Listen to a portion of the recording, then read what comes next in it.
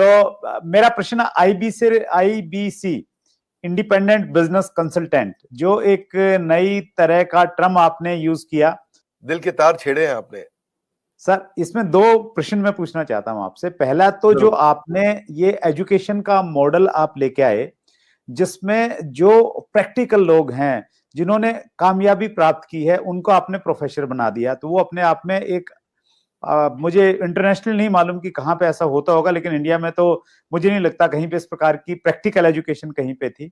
और उसके बावजूद जो आईबीसी मॉडल आप लेके आए कि आप लोगों के पास में जाइए और हर व्यक्ति को उसकी डिटेल जानकारी मिले कि कोर्स में क्या मिलेगा, तो इस बदली हुई परिस्थिति में सर आईबीसी मॉडल के लिए आप क्या स्कोप देखते हैं सर? देखो, सबसे पहले मैं बताना चाहूंगा आपको कि आईबीसी मॉडल जो है ना, उसमें मेरी सारी रेपुटेशन जुड़ी हुई है, उसमें मेरी साख जुड़ी हुई है, उसमें मेरी सारी क्रेडिबिलिटी जुड़ी हुई है। तो आईबीसी मॉडल कभी गलत ना चला जाए, कभी कोई गलती ना हो जाए, उसके लिए मैं सबसे ज्यादा जान लगाता हूं।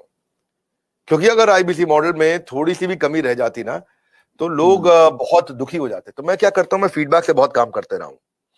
We all need people who give us feedbacks. Feedback is a breakfast of a champion.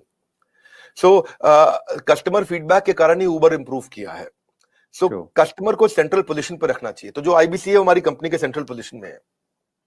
IBC एक मॉडल खाली सेल्स का नहीं, आईबीसी मॉडल है एक आदमी को, एक सोलोप्रेन्योर को, एक एंटरप्रेन्योर को एंटरप्रेन्योर की जर्नी पे कैसे लेके जाएं। क्योंकि सेटिस्फाइड कस्टमर आपके साथ रहेगा। तो हमने क्या किया, हम इस डेटा को बहुत स्टडी करना शुरू किया। तो हमारे जो आईबीसी बनते हैं, ज्यादातर उनकी एज है 15 साल से 35 साल के बीच में, ये लोग हमारे आईबीसी बनते हैं। और जब भी आईबीसी बनते हैं तो उसके बाद फिर जो है ना, the best way to look back is to get the feedback. तो मैंने फीडबैक पे काम किया, एनपीएस पे काम किया, नेट प्रमोटर स्कोर पे, लॉयल्टी स्कोर पे।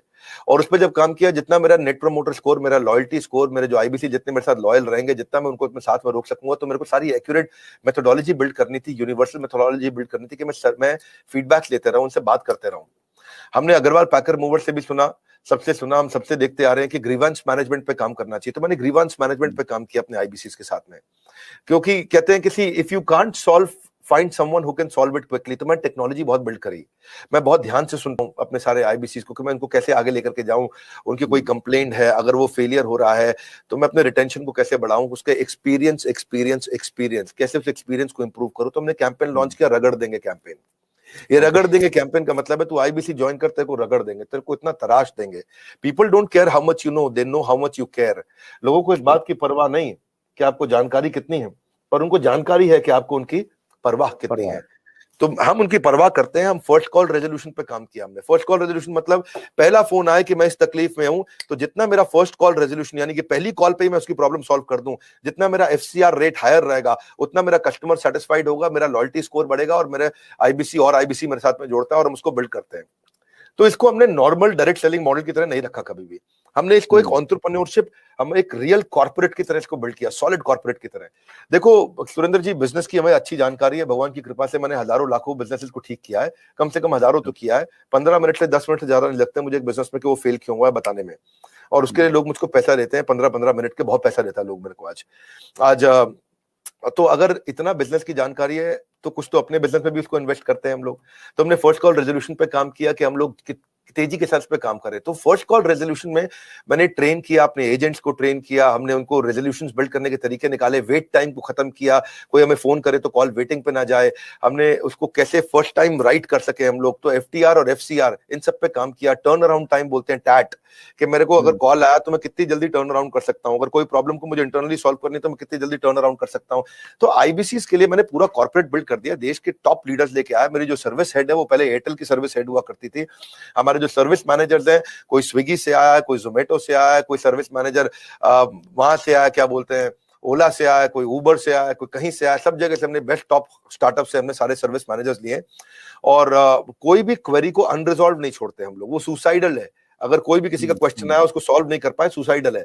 आपको पता है आज सारी एमएलएम कंपनीज क्यों डूबती है? नंबर 1 टॉप कारण है नेगेटिविटी। जिस समय किसी एमएलएम में नेगेटिविटी फैल जाती है वो खत्म हो जाती है, गेम ओवर हो जाता है। तो हमें ये सब चीजें देखी है, हमने ऑब्जर्व करी हैं। तो हम चाहते थे keeping a query unresolved for too long is suicidal, तो वो नहीं करना कभी भी। उसके लिए हमने क्या किया, स्पेसिफाइड इंसेंटिव्स दिए कि अगर आप सेम डे इमीडिएट रेजोल्यूशन देते हैं तो हमने कंप्लेंट मैनेजमेंट सिस्टम लॉन्च किया, सीएमएस। कंप्लेंट मैनेजमेंट सिस्टम में सीएमएस के अंदर कोई भी सजेशन, कोई भी फीडबैक, कोई भी क्वेश्चन, कोई भी कंप्लेंट वो देगा तो हम उसको तुरंत रिजॉल्व करेंगे। मैंने लॉन्च किया था इसको अगस्त सितंबर के अंदर। उस समय मेरे पास 7,500, 8,000, 9,000, 10,000, 15,000 फीडबैक्स, क्वेश्चंस, कंप्लेंट्स या सजेशंस पेंडिंग रहा करते थे। लेकिन हमने क्या किया, उसको तेजी से हमने काम किया, उस पर लीडरशिप बिल्ड करते गए। इसके लिए पूरा सर्विस सेंटर बड़ा क्रिएट कर दिया, लोगों के कोर्सेज, हमने ये देखना शुरू किया कि कहां कहां बड़ी टिकट्स आ रही है, कौन कौन से बकेट्स हैं, उन बकेट्स को हम कैसे रिजॉल्व करें। उसके हमने फीचर्स बहुत जबरदस्त बनाए सीएमएस के।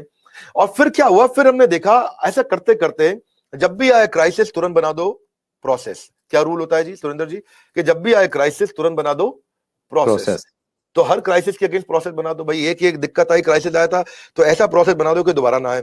एक क्राइसिस आया, ऐसा प्रोसेस बना दो कि दोबारा ना आए। एक उसने शिकायत करी तो ऐसा प्रोसेस बना दो कि दोबारा शिकायत ना करे। मैं स्टूडियो में बैठा हूं, मेरे साथ में टीम काम कर रही है, अभी मान लो कोई यहाँ पे शिकायत आती है कि भाई इधर मच्छर बहुत है, तो वो ऐसा प्रोसेस बना दे कि अगली बार मच्छर ना मिले यहाँ पे भाई, कम से कम पहले ऑल आउट वगैरह जो भी लगाना है आपको भाई। यहाँ पे अगर लाइट ठीक नहीं आ रही चेहरे पे तो ऐसा प्रोसेस बना दो कि चेहरे पे लाइट ठीक आए। तो जब आए क्राइसिस तुरंत बनाओ प्रोसेस। तो कई बार क्या होता है, बनाते बनाते हमने 750 प्रोसेस बना दिए।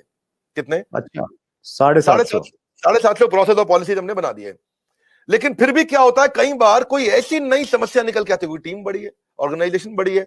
आज हमारे 100 से ज्यादा ऑफिस हो गए हैं, अब आई थिंक 102, 104 ऑफिस हो चुके हैं हमारे, और 125 ऑफिस हो जाएंगे अगले 2 क्वार्टर के अंदर, क्योंकि हर जगह से फ्रेंचाइजी की रिक्वायरमेंट आ रही है। हर कोई बड़ा, जिसने भी कभी डायरेक्ट सेलिंग किया है, जिसने कोई सेल्स का बिजनेस किया है, जिसने कोई और तरह का सेल्स का बिजनेस किया है या कुछ कम काम किया है, वो कहता है मुझे अपनी फ्रेंचाइजी दे दो। हमारे यहाँ क्योंकि फ्रेंचाइजी सब 1-1 करोड़ रुपए का रेवेन्यू आराम से कर जाते हैं महीने का। 50-50 लाख वाले तो बहुत सारे हैं जो महीने का रेवेन्यू करते हैं 50-50 लाख रुपए, तो वो कहते हैं अपना फ्रेंचाइजी दे दो। तो अपने फ्रेंचाइजी ऑफिस बढ़ा रहे हैं। लेकिन होता क्या है कि इन सब के करते कराते टीम जब इतनी बड़ी हो जाती है तो प्रॉब्लम भी नई नई तरीके की आती है, क्रिएटिव प्रॉब्लम आती है, अलग प्रॉब्लम आती है। एक भाई हमारा आईबीसी है, वो कहता है कि मैं पहले देहरादून में काम करता था, अब मैं देहरादून से मैं शिफ्ट हो गया हूं इलाहाबाद, अब मेरे को इलाहाबाद के ऑफिस में कनेक्ट कर दो। और उसकी जो पिछले महीने की सेल थी उसमें आखिरी दिन पे उसने कुछ बड़ी ट्रांजैक्शन करी जिसका इंसेंटिव उस ऑफिस को मिलना था, लेकिन वो यहां शिफ्ट हो गया तो उसके ऑफिस का इंसेंटिव अटक गया, और वो यहां शिफ्ट हुआ तो उसके साथ में कुछ अब करते करते कहीं वो कॉम्प्लिकेटेड चीज निकल आती है। तो 751वां प्रोसेस चाहिए इसके लिए, 752वां प्रोसेस चाहिए, ये 753वां नया क्राइसिस आया है, तो उस क्राइसिस के अगेंस्ट नया प्रोसेस चाहिए। तो हमने नया टीम बना दिया, उसको बोलते हैं E-क्यूब, empathetic execution of exception. E empathy मतलब परानुभूति, सहानुभूति के साथ। एग्जीक्यूशन मतलब तेज फटाफट डिसीजन। एक्सेप्शन मतलब ऐसी चीज का जो पहले कभी आई नहीं। सो एम्पैथी, एग्जीक्यूशन, एक्सेप्शन, ये 3 चीज को हम बोलते हैं E-क्यूब। तो उसके लिए हमने टीम बनाई।